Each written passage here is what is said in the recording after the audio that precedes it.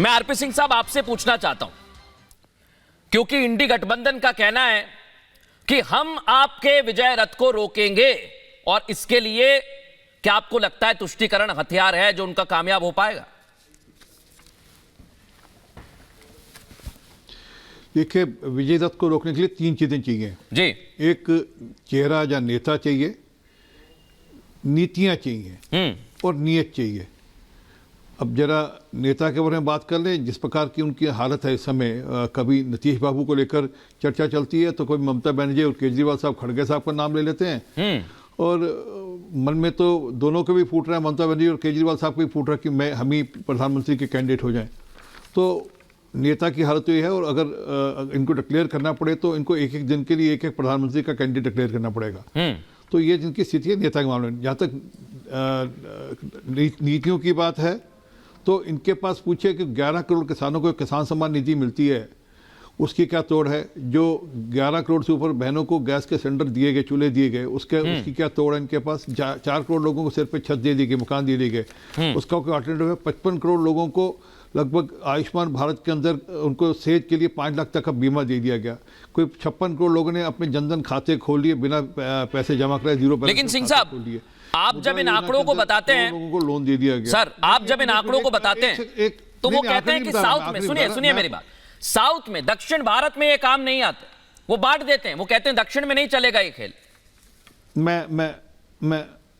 मैं अभी उसका उत्तर, दक्षिण का भी उत्तर देता हूं। परंतु जो मैं कह रहा था, ये तो हो गई नीतियों की बात। और जहां तक नियत की बात है, अभी इन्होंने खूब सारे वादे किए थे, परंतु सबके सब लोगों ने वादे इनके नकार दिए। कुछ लोगों को पता है इनकी नियत नहीं है, ये सिर्फ वादे करते हैं, आगे नियत नहीं है उसको डिलीवर करने के लिए। हाँ, अब आइए दक्षिण की बात कर लेते हैं। दक्षिण के अंदर, कर्नाटका के अंदर हम आज भी अच्छी पोजीशन पर हैं। ठीक है, हम वहाँ पर विधानसभा का चुनाव हारे, परंतु मेरी बात नोट कर लीजिएगा, जब लोकसभा का चुनाव आएगा हम वहाँ पर कर्नाटका के अंदर 25 सीटें जीतेंगे इस बार, सुनिश्चित। अब रिकॉर्ड देख लीजिएगा जब चुनाव खत्म होंगे। तेलंगाना के अंदर हम 7% से लगभग 13.5 पौने 14% लगभग हमारा वोट परसेंटेज हो गया। हम 1 से बढ़कर 8 सीट पे आ गए, और पिछली बार हम 4 सांसद थे, इस बार और बढ़ेंगे वहां पर। तो ये कैसे सोच लिया कि हम दक्षिण भारत में नहीं है? और तमिलनाडु के अंदर इस बार हम अपना खाता खोलेंगे, केरल के अंदर अपना खाता खोलेंगे। अपना फुटप्रिंट हम लगातार दक्षिण भारत में बढ़ा रहे हैं। तो ये सोचना गलत है। इसी देश की कोई दिशा नहीं, कोई ऐसा राज्य नहीं जहाँ पे भाजपा की अपनी छाप नहीं है। हाँ, इनसे ये पूछे कि बंगाल के अंदर कांग्रेस की क्या हालत है या लेफ्ट पार्टी की क्या हालत है? मैं पूछूंगा थोड़ी देर बाद। अजय वर्मा भी मेरे साथ रहेंगे, कांग्रेस पार्टी के नेता है। सिंह साहब, मैं पूछूंगा उनसे, वो थोड़ा लेट हो गए, थोड़ा ट्रैफिक में फंस गए। क्या हाल है? मैं आ रहा हूं सिंह साहब। अनुराग भदौरिया हमारे साथ जुड़े हुए हैं। और अनुराग जी, आज मैंने सारी बातें कही। आप कल कह रहे थे कि आप बताते नहीं है, दिखाते नहीं है, लेकिन मैं कल भी दिखा रहा था, आज भी मैंने बताया कि ये दिखावा क्यों किया जा रहा है। ये बीजेपी के आरोप है अनुराग जी कि आप बात किसान की करते हैं, बेरोजगारों की करते हैं, लेकिन घुसपैठियों का समर्थन हो जाता है। महंगाई की बात आती है, लेकिन भ्रष्टाचार पर जब एक्शन होता है तो उस मामले में प्रदर्शन किया जाता है।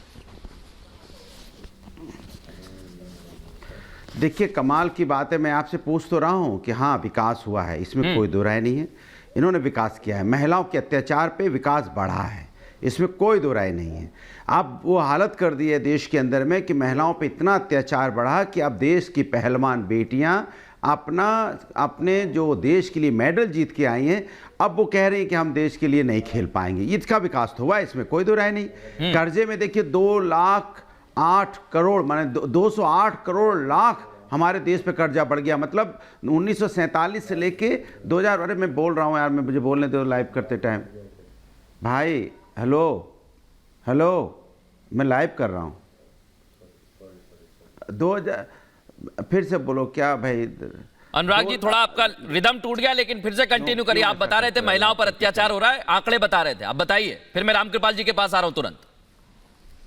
देखिए, मैंने आपसे बोला कि 208 लाख करोड़ कर्जा देश में बढ़ा है, महिलाओं पे अत्याचार बढ़ा है।